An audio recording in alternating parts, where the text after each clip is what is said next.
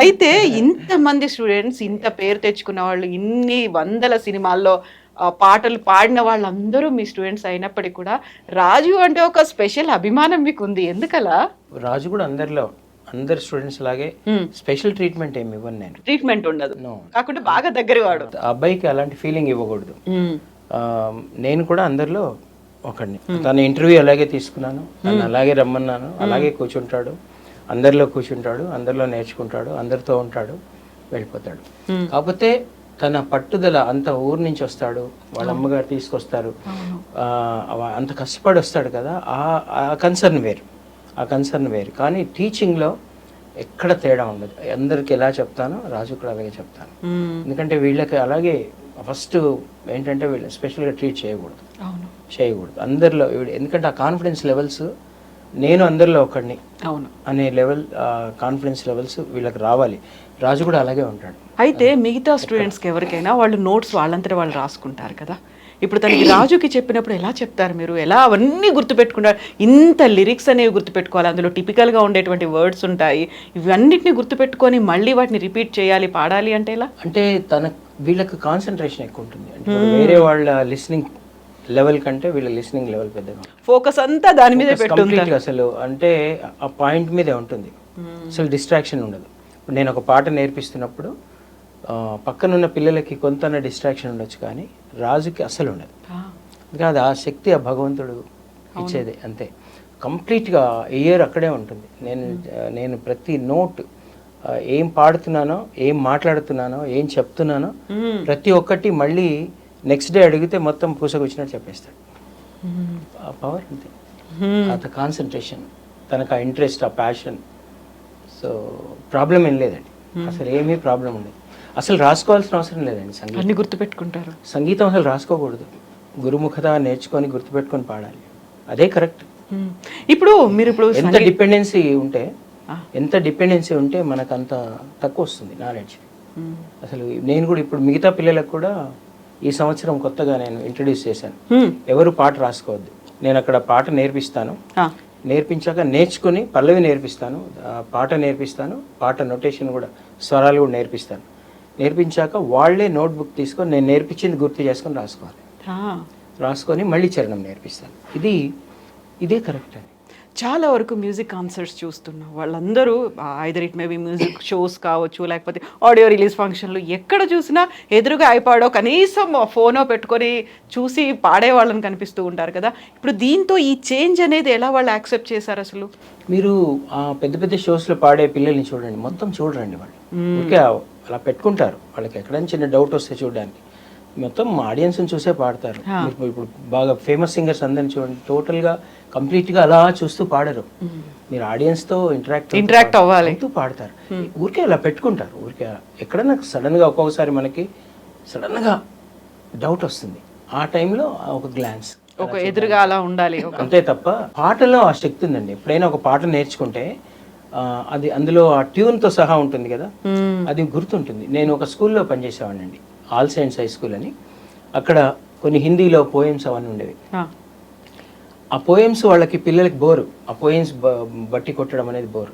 ఏం చేయాలి సార్, ఈ పోయమ్స్ నైసిక్రే అని చెప్పి అనేవాళ్ళు హిందీ టీచర్స్.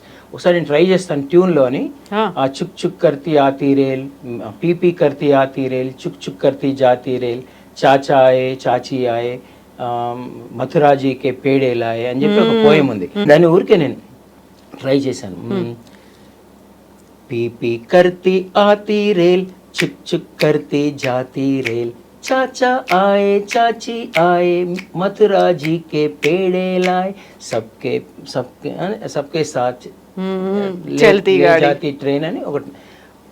నేను 2-3 సార్లు నేర్పించగానే మొత్తం పిల్లలు గుర్తుండిపోయింది, అది పాడేసి వాళ్ళు పాడేస్తున్నారు పిల్లలు. వాళ్ళకి పోయమ్స్ అన్నీ నేను అలా ట్యూన్ చేసి స్కూల్లో నేర్పించేవాడిని. ఆ తెలుగు పాఠ్యపుస్తకంలో ఉన్నది, హిందీ లెసన్లో ఉండే పోయమ్స్, కొన్ని ఇంగ్లీష్ కూడా అలా ట్యూన్ చేసి వాళ్ళకి నేను నేర్పిస్తుండేవాడిని. నేర్పిస్తే అవి తొందరగా వచ్చేవన్నమాట. అంటే మ్యూజిక్లో పవర్ ఉంటుంది. ఇప్పుడు మనకి మీరు కూడా వింటుంటారు కదా, ఇన్ని పాటలు వింటుంటారు. మామూలుగా ఏదైనా పేపర్లో చదివింది మీకు మళ్ళీ చెప్పమని చెప్పలేరు, పాటల రూపంలోనే మీరు పాడగలుగుతారు. మీరు ఏ పాట అయినా తీసుకోండి, టక్కున అందరూ అది గుర్తుంటుంది మనకి. ఆ ట్యూన్లో ఉన్న పవర్, అది మ్యూజిక్ జతపరిచి పాడితే మనకు తొందరగా లిరిక్స్ కూడా గుర్తుంటాయి అన్నమాట. సో అలా పాటలకు ప్రాబ్లం ఉందండి. పిల్లలు చక్కగా వాళ్ళు చూసి పాడాల్సిన అవసరం లేదు. వాళ్ళు కొంచెం బాగా ఇంకోటి మా క్లాస్లో విపరీతంగా ప్రాక్టీస్ చేయిస్తాం. ఒకసారి కాదు, కొన్ని ఎన్నిసార్లు చేస్తారు ఒక్కొక్క పాట? చాలా సేపు చేస్తారు. ఒక ఫస్ట్ స్టార్టింగ్ అంటే అయిపోయేదాకా మధ్య మధ్యలో అస్సలు ఉండరు. అందరినీ ఇట్లా ప్రాక్టీస్ చేస్తారు. ఫస్ట్ ఏంటంటే రాసుకోకూడదు, ఫస్ట్ చూడకుండా పాడాలి. ఆ తర్వాత మీకు అంటే మీకు అన్ని వచ్చిన తర్వాత అప్పుడు మీరు రాసుకోవాలి. అప్పటిదాకా బుక్ తీయద్దని చెప్తాను. నేను లిరిక్ చెప్తానండి. ఓకే, అదే ఆ అక్షరాలు ఎలా ప్రొనౌన్స్ చేయాలో చెప్తాను. తర్వాత అన్ని నేను భాష కూడా నేర్పిస్తాను. స, ష, ష, ళ, ష, తర్వాత ఇవన్నీ కూడా ఆ అక్షరం, ద్విత్వాక్షరం, సంయుక్తాక్షరం, సంశ్లేషాక్షరం, ఇట్లాంటి ఆ భాష ఎలా ఉచ్చరించాలి మనం పాట పాడేటప్పుడు. తర్వాత ఆ పాటని రీడ్ చేయిస్తాను. లలిత ప్రియ కమలం విరిసినది కన్నుల కొలనిని, అట్లా వాళ్ళు రీడ్ చేస్తారు.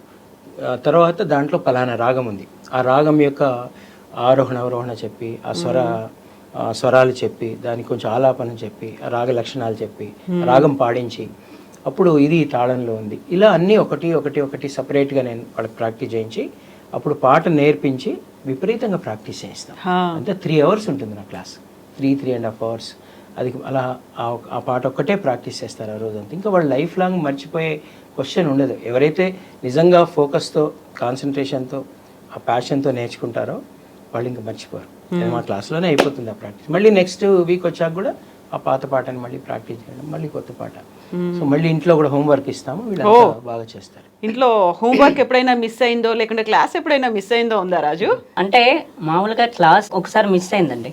ఎప్పుడు అంటే ఒకరోజు ఏమైందంటే, ఆ రోజు మా ఊర్లో ఏదో పని ఉండే, మా ఇంటి వాళ్ళకు పని ఉంటే నేను ఆ రోజు క్లాస్కి వెళ్ళలేదు. ఆ రోజు అలిగా, తినలేదు. ఇప్పుడు ఈ రోజు క్లాస్ మిస్ అయింది, నెక్స్ట్ క్లాస్ లో ఏమవుతుంది నాకు ఎట్లా తెలుస్తుంది? అవును కదా, నాకు తెలియాలి కదా. మరి నాకెవరు చెప్తారు? అందుకే ఆ రోజు క్లాస్ మిస్ అవ్వకూడదు. ఒకవేళ నేను ఎలా మిస్ చేస్తాను, మనకు చలి, జ్వరం, ఇంకేదైనా ప్రాబ్లమ్స్ వస్తే తప్ప మిస్ అవ్వకూడదు. అవి వస్తే తప్ప మిస్ అవ్వకూడదు. అది నా ఇంటెన్షన్. అందుకే నేను మిస్ అవ్వను. సో ప్రతి వారం సార్ దగ్గరికి వెళ్తారు, ప్రతి వారం క్లాసులు అవుతాయి. ఆ తర్వాత ఇంట్లో ఎట్లా ప్రాక్టీస్ చేస్తారు మీరు? ఇంట్లో మామూలుగా అంటే ఇంకా అవి అనుకుంటుంటాను, అంటే ఈ రోజు ఇవి చెప్పారు కదా, ఇంకా నాకు తెల్లవారు లేసినప్పుడు ఏం పని లేదు, నాకు ఇదే పని. ఇంకా ఇవి ఇలా చెప్పారు ఇలా అనుకుంటూ ఉంటాను.